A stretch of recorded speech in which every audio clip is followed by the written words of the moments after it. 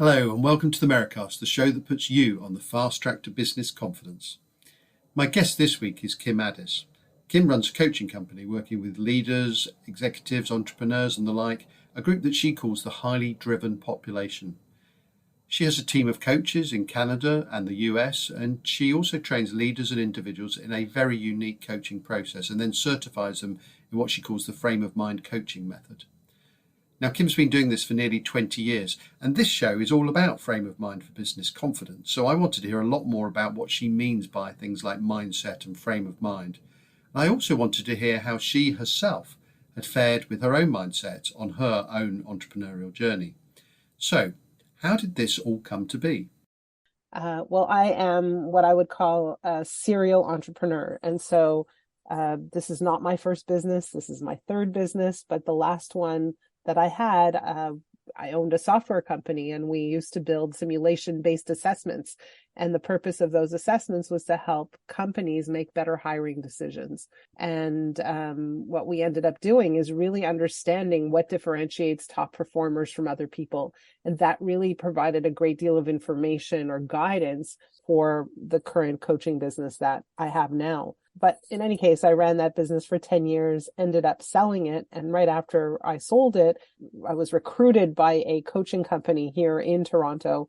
And they kind of quickly recruited me. And I was working there for a very short period of time. I lasted only 8.5, maybe 9 months.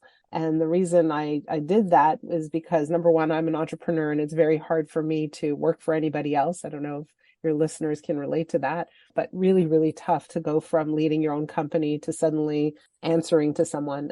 But the second thing was that I was able to observe how they coach in this coaching company. And I thought to myself, I think they've got it wrong. I don't think they're doing it right. And I think I could do a better job. And so I started my own coaching company. And that's the story in a nutshell. And let's go back. Let's go back to the kind of the software business. You said this was your third business. I mean, had you previously, before that, sort of worked for others and it just didn't suit you, or were you just, when you say you're a natural or serial entrepreneur, was it like, literally the moment you left college, you just thought, oh, I don't want to work for anyone else. I want to go and do my own thing. Yeah, I mean, here's how it worked. I did an undergraduate degree in psychology, and right after that, I mean, go try to find a job with an undergraduate degree in psychology. It's pretty hard. At least it was at the time. And, I don't want to date myself, but it was a while ago. And so I ended up working in a balloon business, like literally in a balloon store. And I started to realize that people wanted balloon decorations for their parties and weddings and things like that. And I had a knack for selling that. I didn't know how to make balloon decorations, but I sure knew how to sell balloon decorations. Yeah. And so I thought, you know what, I could do this for myself. I'll figure out the balloon decorating part of the equation. And keep in mind, I was 21 at the time. I was very young.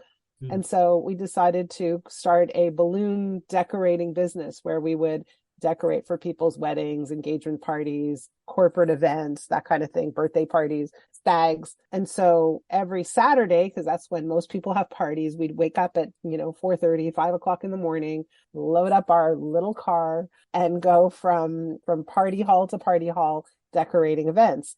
And it was great at the time. I realized I could just walk in and people would buy what I had to sell. No problem. Easy. The issue is that most of the work was on a Saturday and it's very, very labor intensive. And I thought, okay, you know what? I think that I'm meant for more in this lifetime. I'm going to go and see if I can do my MBA. And so if I get in to do my MBA, I will do that and I will sell my business. And if I don't get in to do my MBA, then I'll grow this. And this is what I'll do. And I got in to do my MBA. And so I got a master's of business administration degree. And after I graduated, I was hired by a software development company that did what's called document management software. And keep in mind, my orientation was towards leadership and psychology, that kind of thing. It was not oriented towards software or technology or document management or anything like that. And so I worked there for a couple of years and ended up moving to another city. And once I moved to that other city, I started my own business. And that was my own software company that ended up unfolding. Nevertheless, I mean, I guess given your background to that point, you end up in the software business, and there's a lot of people who are, I would imagine, who are very enthusiastic about the software, but aren't maybe very good at selling it or talking about it in plain English. Exactly. It's the plain English part that I think I had mastered because I'm not that technical. And as it turns out, interestingly enough, we have built a software for our current business that we now license out to other organizations, coaches, leaders, speakers, that kind of thing. So I'm still in the software industry. How funny is that? Yeah. and so then you get, as you said, you went to work for somebody else, thought, oh God, I don't like that. And you set up your own one. Was there a bit of you that was thinking, you were thinking, I think they're doing it all wrong and I could do it much better.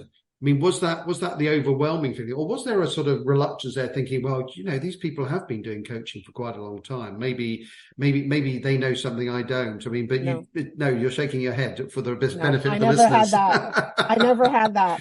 I had two feelings. One overwhelming feeling was I cannot work here. Like this is killing me. My soul is being crushed. I need to go. So that was feeling number one. Feeling number two was I am pretty sure that there's a better model for this. And I know that I could do a better job. Even though I don't have any experience in this particular area or this particular field, I think I could figure it out. And in any case, I'll give it a try. So I didn't have any, I mean, I did have self-doubt, and I'll address how I took care of that self-doubt, but I didn't have any doubt that leaving was the right thing to do and starting my own thing was the right thing to do. I had to do that. It was like, otherwise I couldn't breathe. This is why I'm so fascinated to talk to you, is that you've got a double track of experience to share with listeners here. One is your own journey as an entrepreneur, and the second is what you're actually doing with that journey, which is in the software and this frame of mind coaching process. Do you want to tell us a little bit about that process? So it's a good idea to give you a little bit of context and why I felt like the way that this company was coaching was not on target for me. Their model was based on accountability, and that sounds perfectly rational. It sounds perfectly reasonable. How they were working with mostly people in the real estate industry. And so these people wanted to increase their revenues, increase their sales. And so what they would do is they would say, okay, let's put a plan together. Let's create a business plan. And as your coach, we're going to take that plan and create little milestones, and I will hold you accountable and make sure you're doing all the things you need to do in order to reach your goals, right? Mm-hmm. Totally logical, right? Don't you agree? Yeah. Except I thought to myself, you know what? These people know how to write a plan. They're not missing the plan, but they're not taking action on the plan. Like, why aren't they doing the things they know they're supposed to be doing? What's really actually getting in the way?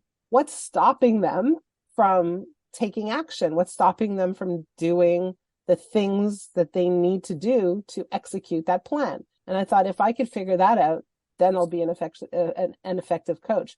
The other piece of it was I really felt fundamentally that accountability in coaching was severely flawed. And I know that's a bit shocking because we often think that the whole point of hiring a coach is for accountability. And I couldn't disagree more, particularly when we're working with highly driven individuals who are people who are action takers as it is. And I just felt like the accountability model was unethical at best and really detrimental to the client in the long run. And I thought, I'm not doing that. And there are lots of reasons why I thought that, but there needs to be a different model where what I'm not creating is a dependency on the coach, but I'm creating independence, and I'm helping a person figure out what's getting in their way and moving that out of their way so that they can start doing the things they want to do and need to do in order to succeed. So two A's there, action and accountability, and and the action thing. I mean, they're tied together. I mean, as well in terms of what we're talking about. I mean, there's certain types of people who, when they make a good plan, as you were saying, it's a bit like when I was revising for my exams. I made a fantastic revision plan, but then I looked at it and I thought, well, now I've actually got to do it, and actually do the revision. Are you talking about that kind of gap? There's a gap there between the planning phase and the actual, well, now you've got to do the doing. now you got to do the doing. And so usually a lot of coaches focus on the doing. They focus on, okay, well, you just, you got to make 100 calls, or you got to do the things that are on your plan. And so they push, or encourage is a better word, the coaching client, to get their things done. And for me, doing follows thought. First we think, then we do. And if there's some kind of resistance, some kind of discomfort around getting something done, the question is why? And let's address that resistance. Let's address whatever's going on internally that's causing you to slow down. Because if you just push through, number one, it won't be done well. Number two, oftentimes it won't be done at all, right? Like you'll kind of do it just to get it done. And so my real interest is in what prevents people from achieving their goals, what gets in their way. And it really 100% of the time has to do with their thinking. And so I'm interested in how leaders think, and how their thinking impacts what they do and what they don't do, and ultimately the results they get. You see, this is fascinating, because you're right that there are so many kind of quotes action coaches, who are just saying, why haven't you made those number of phone calls? Why haven't you done that sort of thing? And if they were in a room with you, they'd be saying, oh, you don't want them to be thinking more, because then they won't be doing enough. So what is it then typically that you are doing in terms of what they're thinking? Because a lot of entrepreneurs aren't really self-aware in terms of the way they think. Yeah. I don't want people to be thinking more. People think as much as they need to think. They already think too much. Yeah. It's not about thinking more or less. It's about being aware of what you're thinking. Okay. So it's a consciousness. It's about being aware of how your thinking impacts your actions or your inactions. Yeah. And that awareness is the game changer. And so when your thoughts start to shift a little bit, your actions naturally follow. So oftentimes coaches are trying to manage someone's actions, without really addressing the thought that precedes the action. And so what you get is short-term change. You don't get sustainable change. And that's a really big problem in the coaching industry overall. You're not getting sustainable change.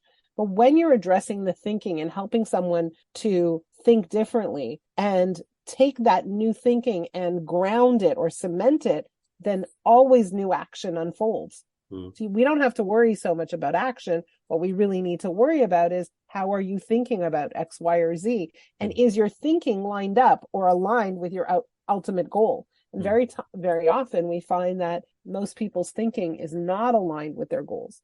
They think their thinking is aligned with their goals, but it's not. It's filled with fear and discomfort and self-doubt and worry and all kinds of things. Guilt. Now, shame. A lot of these things are things that are probably quite deeply rooted, though. The way they are thinking might be to do with how they're brought up or experiences they've had in the workplace, and over many years. So is your process kind of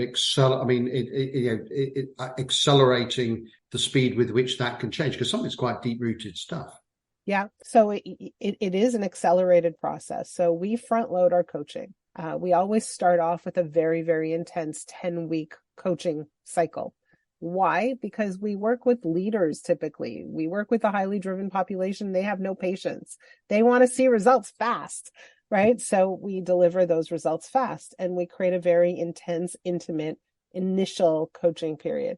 So what happens is, let's say, Trevor, I was coaching you, or you said to me, Kim, I want to find a coach. So we would have a conversation, and I would try to understand what's going on in your life right now that's causing you the feeling of struggle, frustration, pain. What's getting in your way? I'm just trying to understand what's going on for you. And I would get a feel for your personality, your style, your tempo, your kind of emotional rhythm.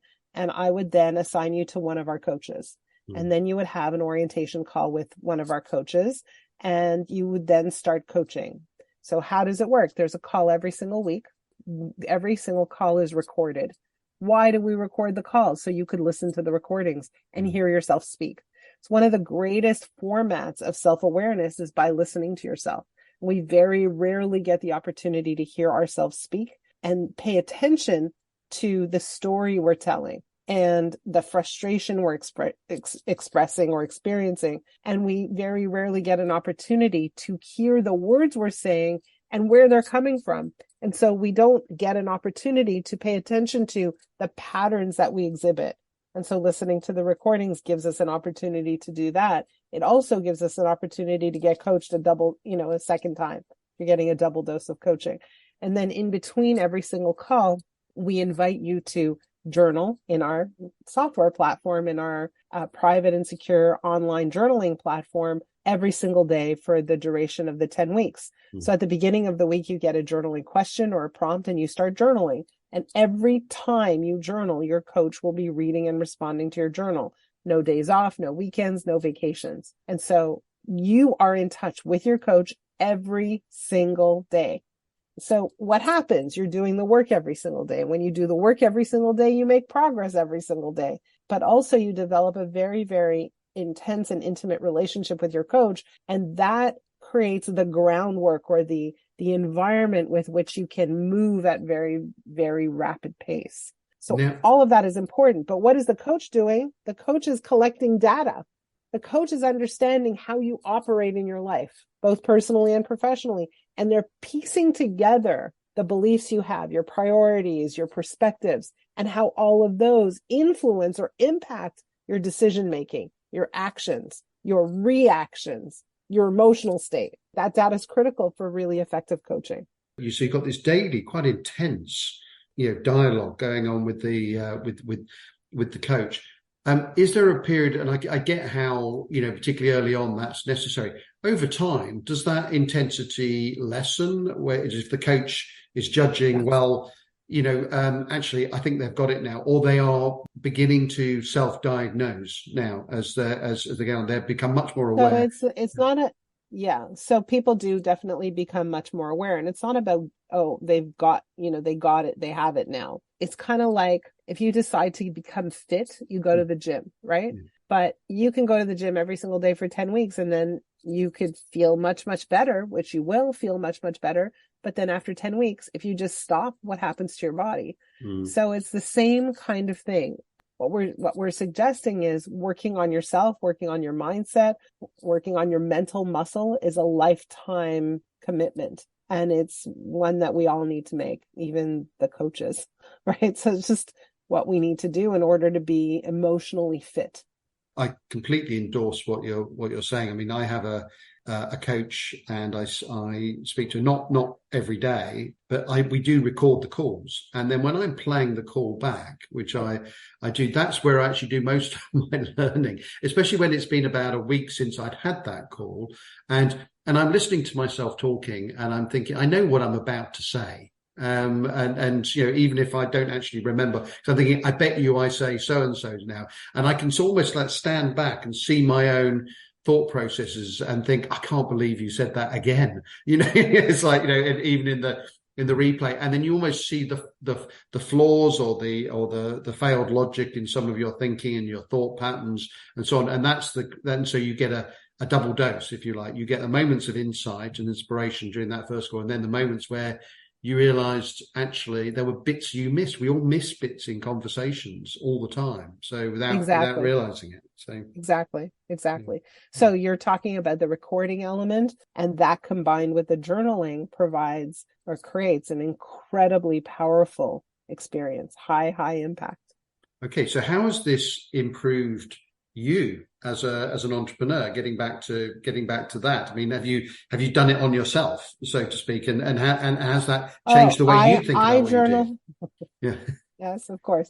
I journal daily. For starters, I have always journaled, but I continue to journal daily. And when I hire a coach, it's a bit tricky, right? If I could hire my own coaches, I would, but there's a bit of a conflict of interest there. So I always look for coaches outside of my world. I make them read my journals, even though that's not part of their process at all. And I'm like, you have to do it. If you're going to work with me, this is what I need from you. And so, yes, I do it. I absolutely do it. And I learn things about myself I had no idea. Like, I'll give you a perfect example. We all live with a certain amount of fear. And I think of myself as a relatively not fearless, but low fear individual. But what I discovered is there are pockets of my life where I have a lot of fear. And I never voiced it to anybody. I never talk about it. I don't walk around going, I'm scared, but was still inside of me. And it had a very debilitating impact. I only discovered that when I started working with my coach, and I was able to write down in my journal, here are the things I'm afraid of. And what was revealed is there are some areas that I do have fear. And the minute you realize, geez, I don't need to have fear here. Like, this is something I can eliminate. It's something I can let go of. It's something I can transform. I don't need to hold on to this with so much grip, right? So Yeah. yes, I do. I absolutely, personally, definitely do the work. That's a great answer. I mean, what do you find most difficult personally as an entrepreneur? I mean, you're there, you've got your coaches, they've got a process that they're working to, but I mean, is there an aspect of doing what you do that you think, God, I still struggle with that, despite the fact that I know that I struggle with it, and despite what I'm doing, I'm just interested in where you yourself have your tricky areas.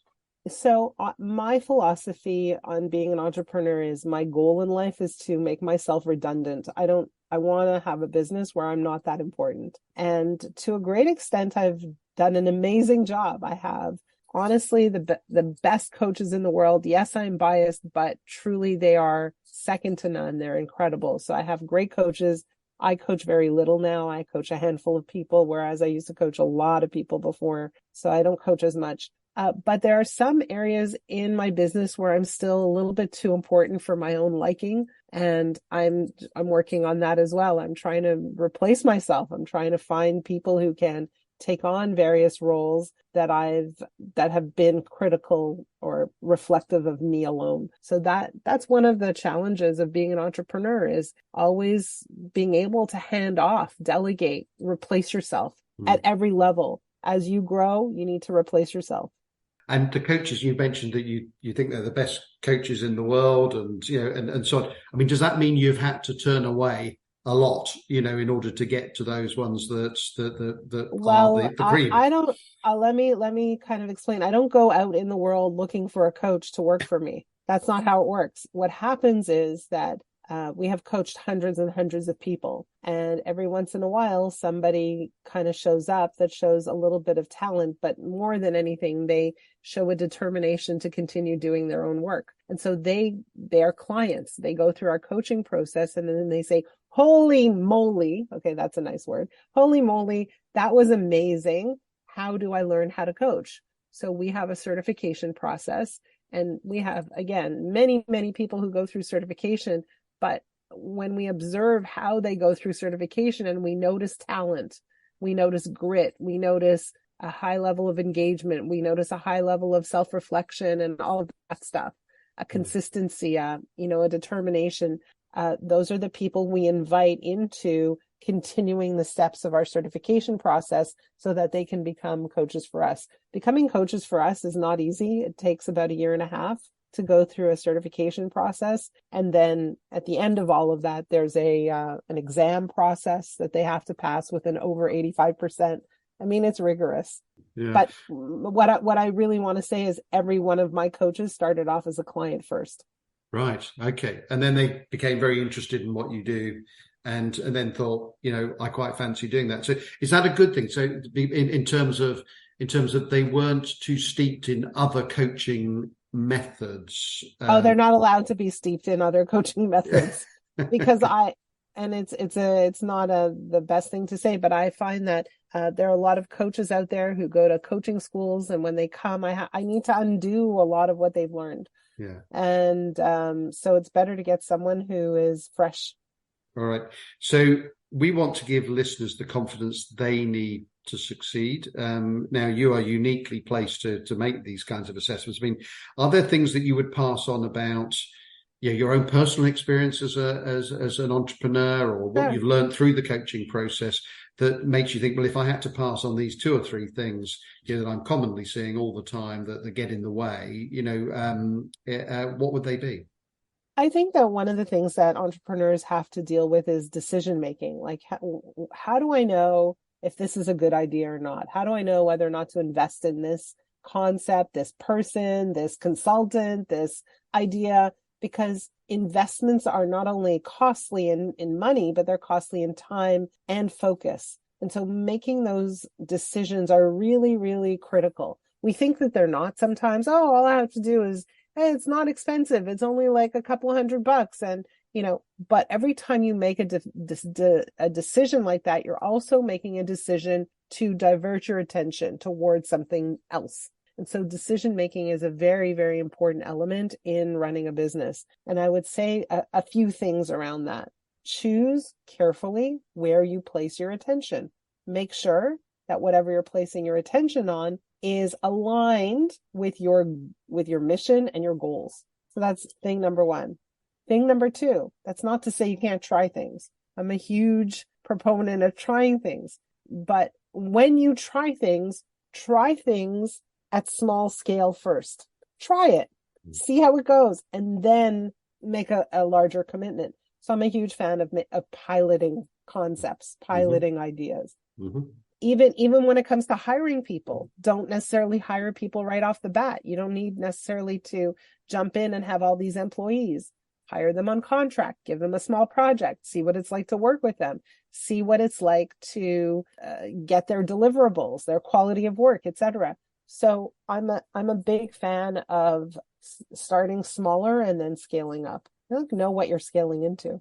Okay, that's great. I mean, what do you? I mean, apart from talking to me, obviously, what are you up to now? I mean, is there sort of anything that you're working on? Have you got obviously, if it's a secret plan, then you're not going to tell me. But I'm working on a lot of things. I'll tell you, I'm working on a whole bunch of projects. Yeah. Project number one is a couple of years ago, we launched a new coaching offering for young professionals because we were finding that a lot of our clients had young adult kids. A lot of our corporate clients had early employees, early career employees who were really, really struggling with their mental health, with their stress levels, with their anxiety, that type of thing. And so we created a coaching offering specifically for these young professionals called the Journal That Talks Back. And so that's one project we're working on. It's very exciting, and we're definitely introducing it to lots of different organizations. And if you're listening and you have a young adult child or a young adult employee, by young adult, I mean anyone between the ages of 18 and 30 who can use a little bit of support, the Journal That Talks Back is affordable, accessible, really worthwhile looking at. But then the other thing that I'm working on is I believe every single coach in the world needs to be using journaling in their coaching. And so I'm working on developing a course for these people to learn how to introduce journaling into their coaching process. And that's the next project. And down the road, maybe I'll write another book. Okay. I mean, that last point that you made about journaling, has journaling in your mind then become, it used to be back in the old days, when people were writing diaries and keeping journals all the time. Has it, in the sort of hurly-burly of the modern world, sort of become a bit of a lost art that you're trying to get back? I don't know that it's a lost art, but I will say it's a strategic advantage for a coach. Like, honestly, if you're a coach or a mentor or whatever, and you are not getting your client to journal, mentoring, or coaching in the dark, like I relate it to walking into a dark room with a blindfold on, trying to figure out where the lights are. That's what it's like to coach without a journal. When you coach with a journal, you're walking into the room, the lights are on, and you can see where everything is. And that's the difference. And it's so, so huge, so impactful as a coach to be able to read what your clients are thinking and going through. If you're doing any type of coaching and there's, you're talking to your clients every week or every 2 weeks, there's this weird silence that happens in between. And when your clients are journaling, there is no silence. You're up to date, and the impact is just really powerful. I can't express that enough. Now, it's worth stopping and reflecting for a while about the variety in Kim's career. I mean, there's not many interviews in which you'll fit in a psychology degree, a balloon business, and then a period as a software entrepreneur. It's the plain English thing that I love her talking about. She talks in plain English, and it's also quite a rarity to find that in somebody who comes from a software background. And then think about Kim's 2A's, action and accountability. You'll notice I asked her specifically about action coaching, and she's adamant, rightly in my opinion, to focus on what gets in the way of people achieving things, and almost always it's their thinking. Kim doesn't want people to think more necessarily. She wants people to be aware of what they are thinking. And then also consider finally the power of journaling that Kim mentioned at the end there. It's so important to reflect and journal on what you're doing in order to learn, in order to be better tomorrow. So thank you for tuning in. And if you enjoyed today's episode, we'd love for you to subscribe, rate and review through your usual podcast provider. And if you want to find out more about the Merri-Cast or our business Merrible Media, you can find us on LinkedIn. Don't forget to join us for our next episode. But until then, thanks for listening.